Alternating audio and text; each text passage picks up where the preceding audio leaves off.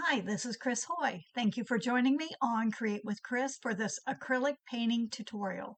Today I'm going to be showing you how to easily paint this Christmas ornament word overlay, step by step, start to finish. So let's get started.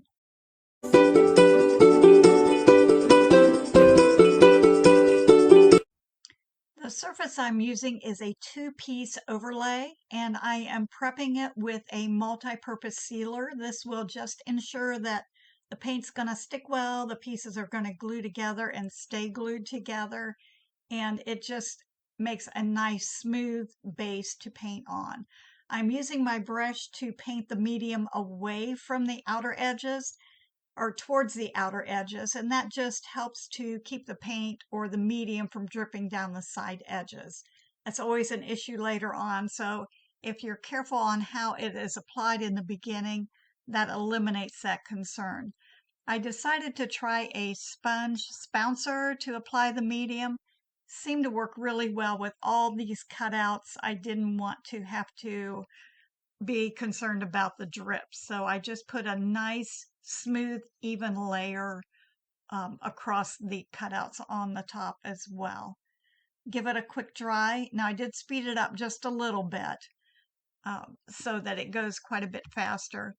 I decided that I wanted to mark the top and the bottom edges of the letters. So I placed the top piece over the bottom piece and just mark the top and bottom edges. Going to apply a piece of painter's tape above each of those marked lines and just paint the in-between part, because that's really all that's going to show through those open cutouts of the letters.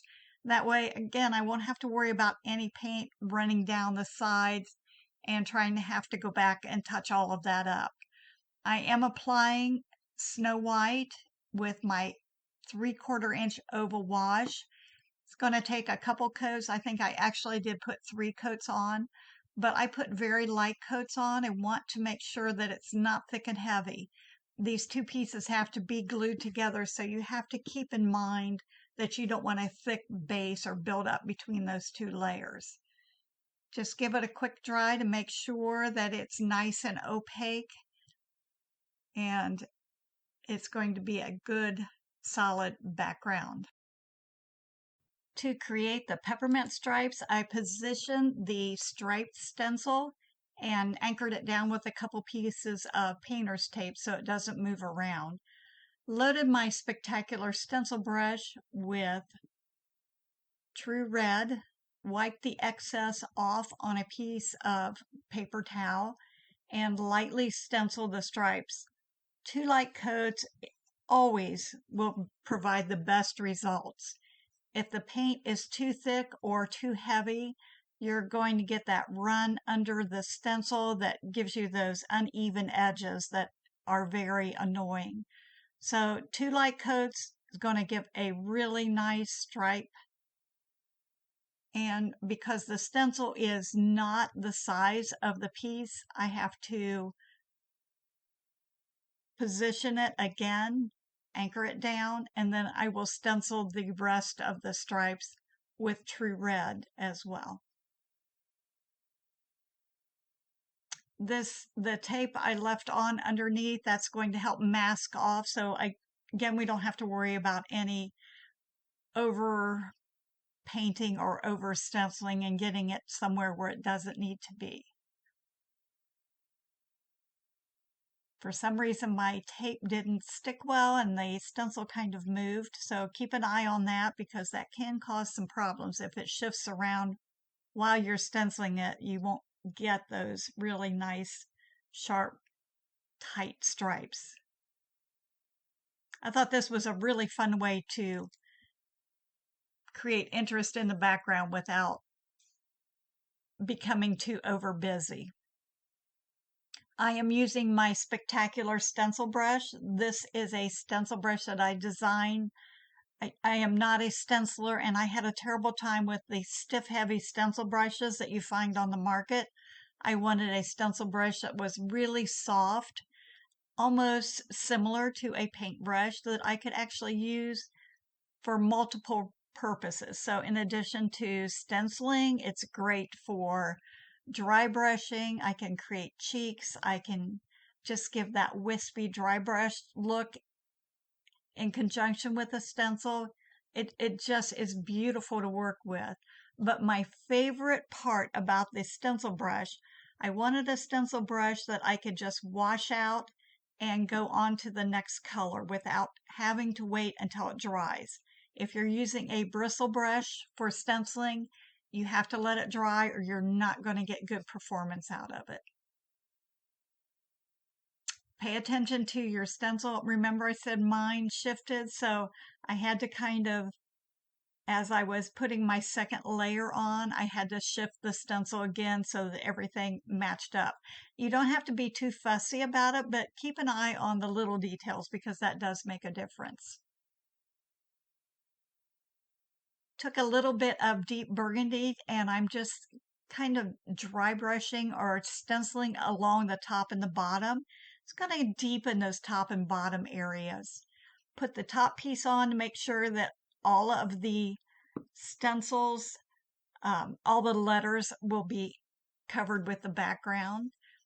I picked up some melon on my radical round just to dry brush down the center of those stripes. Just gives a little more dimension, really ramps it up. So if it's all these little touches that make a big difference. Just that little bit of shading of deep burgundy on the top and the bottom, a little bit of melon down the center, just beautiful. Now that I've finished that, I'm going to set it aside. I traced the outline of the Christmas tree and I'm just base coating that with foliage green. I'm using my radical round. Just have to be careful around all of those letters. You don't want that paint to drip down in there. So it just takes a little bit of time. It's not hard to do. You just have to be careful and pay attention to what you are doing. You don't want heavy paint on your brush. You don't want hard pressure when you're applying the paint to the surface. And that will ensure that you have the paint exactly where you want it to be, and it's not going to drip down in other areas. I love my radical round. This is another brush that I had designed. It has a really nice fine point on it, so I can go into those little tiny places, but it has a big fat belly, so I can flatten it out, and it's almost similar to a filbert. Now, because the wood surface is dark and the characteristic of red paint is a little bit on the translucent side, it's always best to undercoat anything that you want to be a bright red with another color to help ramp up that saturation and that intensity of the red. So I am base coating the ornaments with melon using my 1/2 inch angle to do these larger areas. Again, I'm pulling the paint toward the edges so that I don't scrape my brush on the edge if I drag it up and leave a drip of paint on the side edges. Trying to put the paint on as evenly and smoothly as possible. This is not a heavy coat, but it still needs to be nice and even. If you have a lot of brush marks showing when you put that translucent red paint over top, it just makes a lot of work to try to get all of that, make sure it's all covered evenly. It's all these little things in the beginning that can be done to make the painting process itself just so much easier. Using the toe or the point of the brush to define those sharp areas, and then I'm just pulling the paint down nice and smooth. Trying to even out those brush strokes so that they're nice and consistent. And it takes a little bit of time to put on a nice base coat. But it's kind of relaxing as well. This is another one of my brushes. This is my awesome angle. I designed this angle brush. It's a 1/2 inch. I designed it to be just a little bit longer than most of the angle brushes that are on the market. That way I get a longer stroke before I have to reload. And as a result, if you don't have to reload as often, your stroke work or your painting is going to be smoother and more consistent. And it creates a lot less work. If I can load more paint and go more miles without having to reload, then it's definitely a winner. And I can use the toe of my brush just to get in those little sharp pointy areas. And if you do need to drop down to the number 5 radical round to get in those tiny areas, just keep an eye on the strokes so that they are nice and smooth. That will make the red top coat look much nicer as well.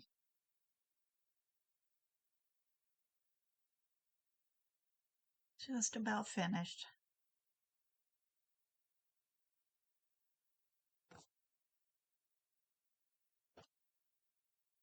Because yellow has the same characteristics as the red, it leans a little bit on the translucent side to make sure that these ornament toppers are really nice and bright and golden. I'm going to be base coating them with white. And I got the paint on a little bit heavy, trying to use my finger to smooth it out. Not a good idea. Best thing to do is to drop down to the number 5 radical round, and instead of trying to use the half-inch angle, it's just too big.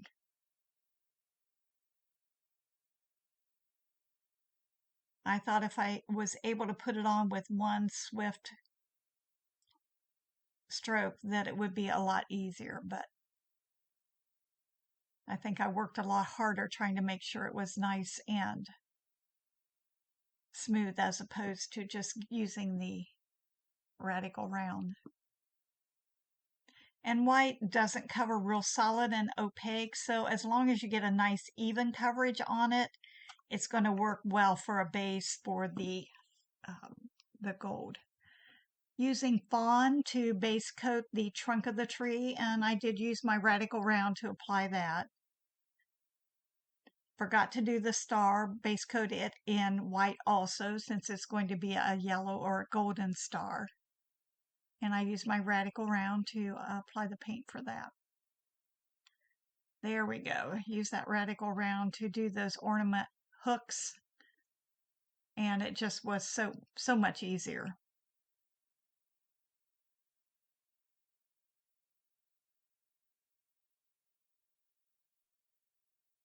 I do thin my paint when I paint. I don't use just straight paint.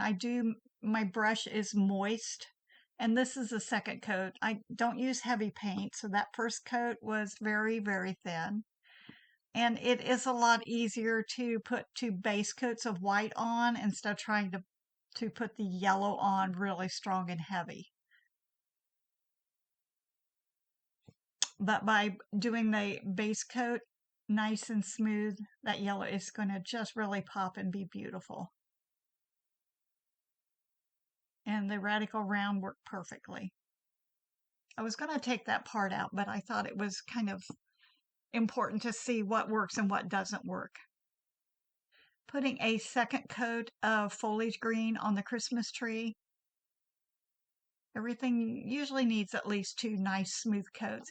And if you notice, I'm stroking the paint on in the same direction that the layers of the tree branches are going. So each one just goes from the tips up, kind of in like a fanned out shape.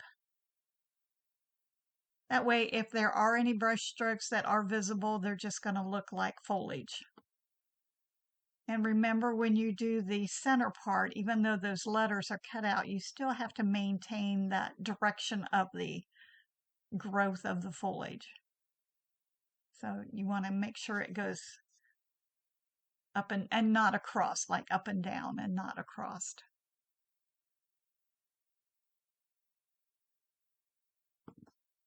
Nice and smooth. It doesn't have to be perfect. It just has to be nice and smooth. Second coat on the melon, and this one is going to go much quicker because that first coat is just enough to really give a good base.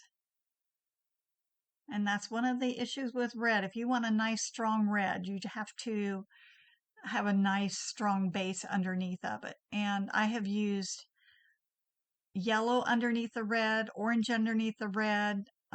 Some people use green underneath the red. Anything that's going to brighten or intensify that pigment in the red works wonderfully.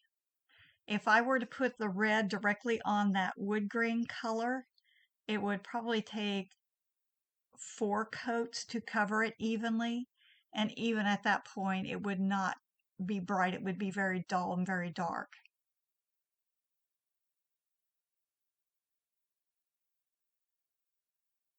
And the second coat's going to go so much quicker.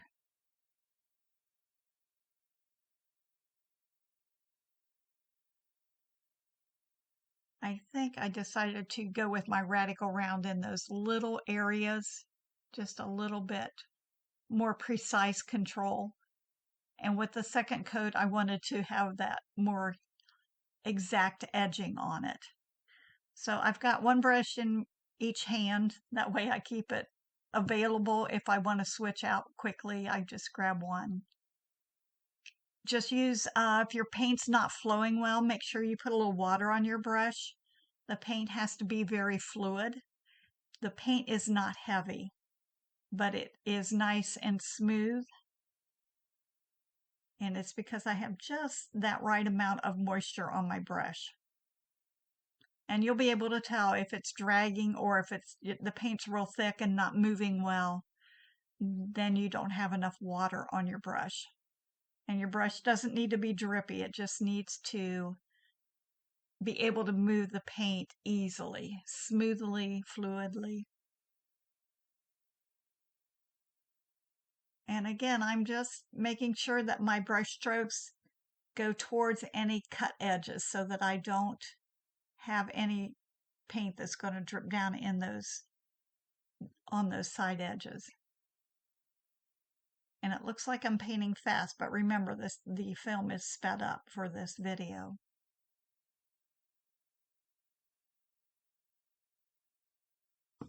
That base coat, give that a minute to dry. Remember, everything that I'm using today is available on my website, cdwood.com, and it is www.cdwood.com, Covert Distributing. So if you need any supplies or any paint, brushes, whatever, it is available. Now I am top coating the ornament toppers with Sunset Gold using my radical round, and just put a nice even coat. Just want it nice and bright and even, and the radical round just works perfectly. And you should notice going over top of this white, it's a very easy coverage. If it were over the dark wood grain, it would be a very dull color. Don't forget to do the star.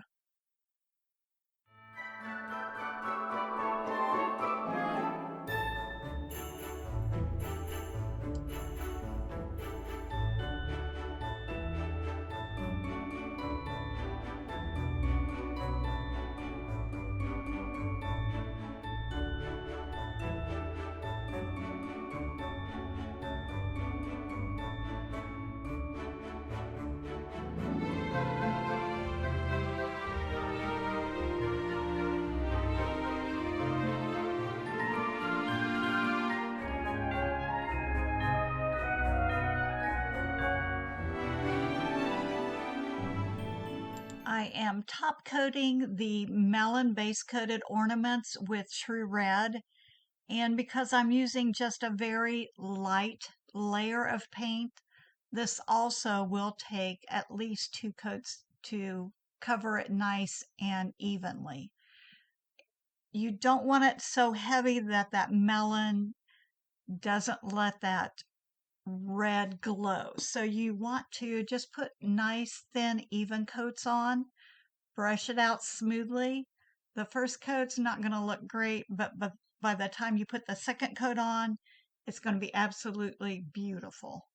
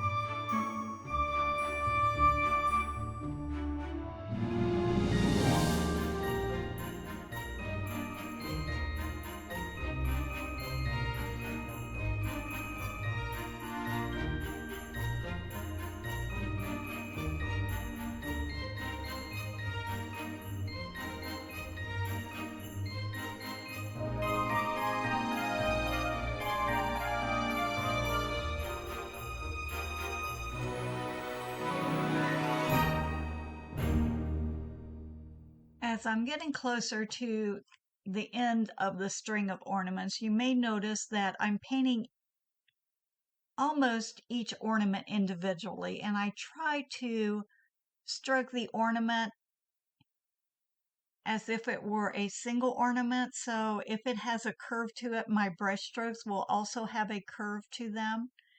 And that way it will help create that round effect of the ornament. Always go back and brush my strokes smooth so that I don't have any stop and start lines in the middle of each ornament. I've picked up a little bit of light cinnamon on the toe, the pointed part of my 1/4 inch angle, floating it across the base of the ornament topper up the left side. And then I'm going to lean in on the chisel edge of the brush and pull some vertical strokes up to replicate the grooves on the ornament.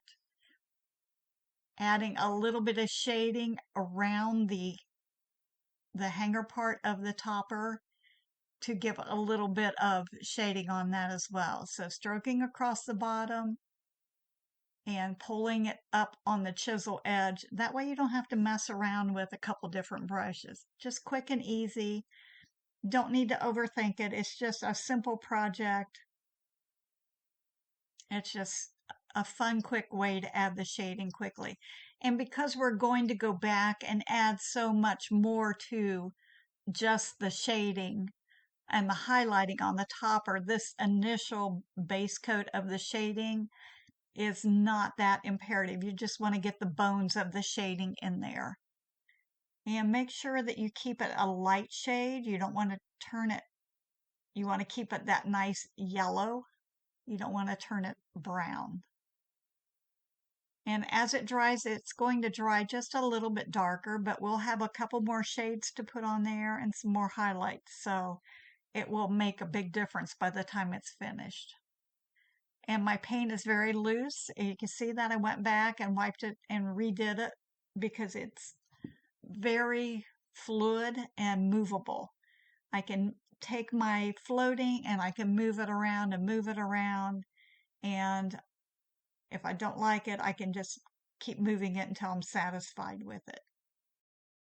I have loaded my 1/4 inch angle with Snow White, and I'm doing the same thing basically that I did with the light cinnamon, except I'm highlighting on the top and the left, and then I'm pulling those little chisel lines down from the top to create that look of those ridges. Just creates a really nice effect. I'm not being too particular about going between them, maybe a little bit, but just dragging them down gives a really nice effect. A little bit of a shimmer and a highlight on those ornament toppers, and they will look great. I have loaded my 18-aught script liner with Snow White, and I'm just putting in a defined, crisp highlight. And it's going to be a little bit stronger on the top and the left, so I'm making a stronger, bigger highlight on the little loop on the top left, a little bit smaller on the bottom right. On the toppers themselves, I will have longer, stronger vertical strokes. On the left side towards the middle, they become just a little bit shorter, and maybe a touch or two on the past the middle, just a little bit. And that just gives a very defined, strong highlight. And make sure that your brush is loaded correctly so that you have some really nice flow off of your brush onto those crisp, clean little tiny lines. I forgot to put light cinnamon shading on the star and a little bit of Snow White highlight on the top. And I just did that with my 1/4 inch angle. Now I'm going back to put my second coat of the True Red paint on the ornaments. This should really go on nice and smoothly, should even up and make all those underneath brush strokes disappear and just be a beautiful, smooth, even coverage.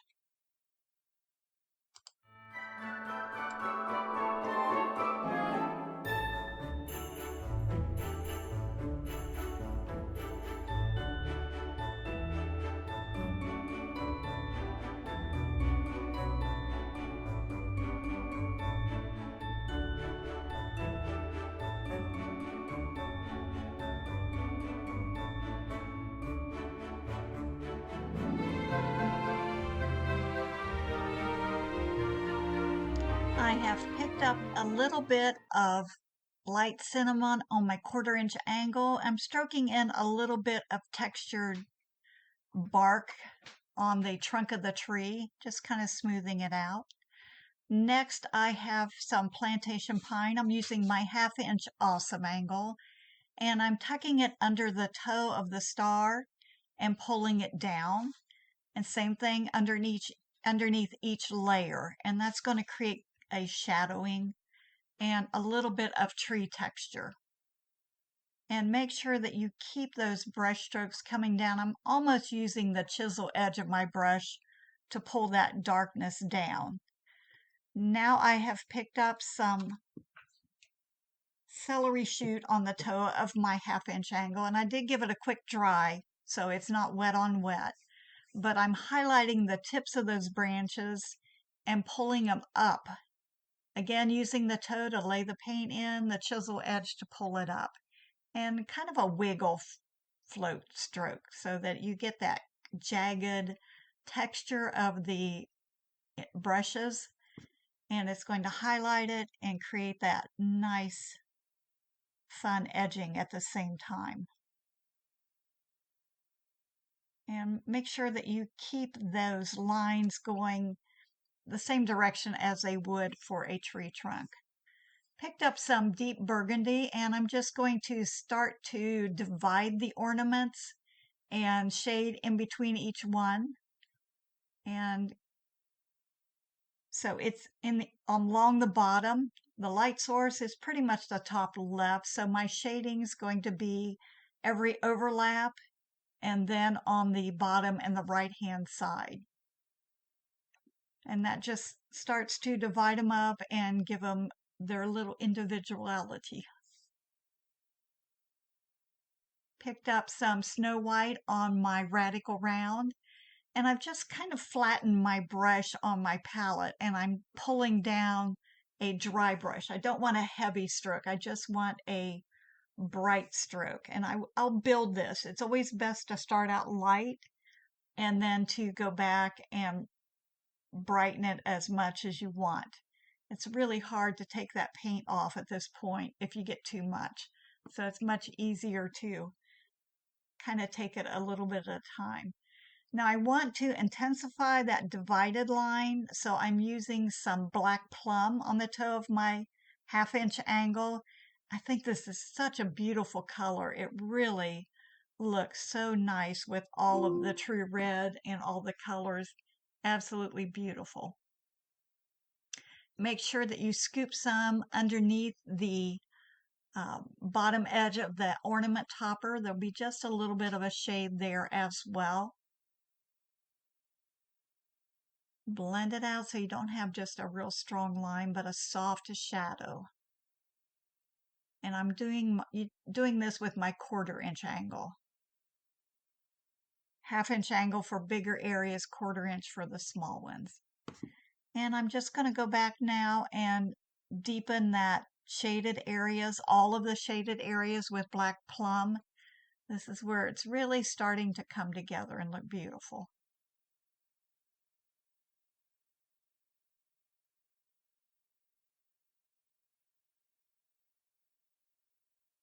Especially along the bottom and up that right side.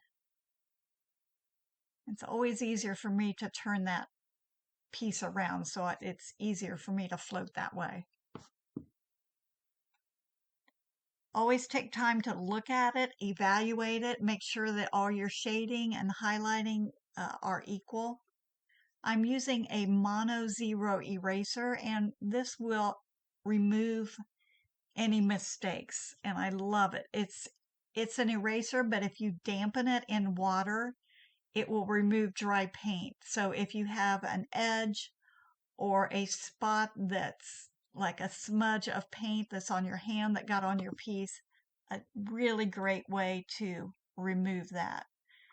Picked up some black green, and I am deepening that shaded area on the pine tree. What a huge difference that makes. I love this color. It really adds a lot of drama and dimension on that tree. Tree's starting to look pretty good. Now I'm going back to brighten up those highlights. Sometimes it's just easier if you have the light ones on, and then you can see that yes, you do need to go back and brighten them. And I use my number 5 radical round to brighten those highlights. To add the ornaments on the tree, I am using the handle end of my brush, and I'm just adding big old fat dip dots. But you need to remember, if you're dip dotting, it's going to have some volume, and it takes a little bit longer for them to dry. So don't run your hand through them. I always do that. Now I'm putting it together just to kind of get an idea of how it's going to look. I need to add a little more darkness to the ornament toppers. So I have my Epic Script liner and thinned black plum. I'm just sharpening that bottom edge of the topper and pulling up some lines, mostly on the left side, just to really add some more dark value on that side. It's just these little touches that make a big difference. And this is how, if there's any areas that you need to straighten up or clean up, you can do it very easily with shading or highlighting. Decided that my shading need to be just a little bit stronger in different areas, so you go back and make sure it's all balanced. All of the shaded areas are of equal value. That's what makes it work. Have just a little float of black plum on my 1/4 inch angle, putting a little tiny shadow below each one of those ornaments. And also around the tree, just to kind of lift it up off of the ornaments. So it's mostly the right side and below that I add the shading. Did the top of the tree trunk as well. A little bit of highlight on the tree trunk and a little dip dot of Snow White. I'm using my stylus on the top left of each ornament. What a world of difference. I love dip dots. I think they make everything sparkle. Because I did that, I thought the tree was a little bit dull, so I loaded the toe of my 1/4 inch angle with Snow White. Just want to kind of frost a little bit along the bottom edge of the tree just to make it stand out a little bit more. Pull some of it up, not a whole lot. We don't want to lose all those different shades of green. But look how it brightens it up really nicely. And my star needed to be brightened up just a little bit more too.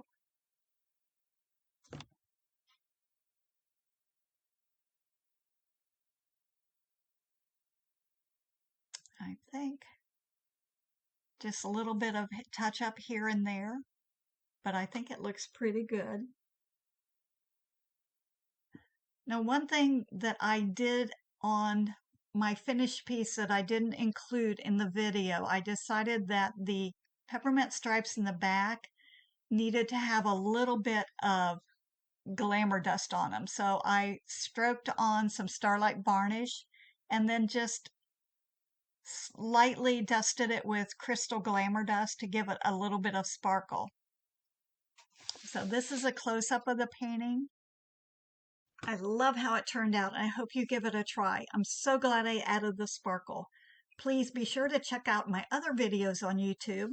Like, share, and subscribe to my channel. Make sure to hit the bell so you don't miss out on any of my upcoming videos. Hope you learned a few new tips, tricks, and techniques to make your painting life a little more fun and a lot easier.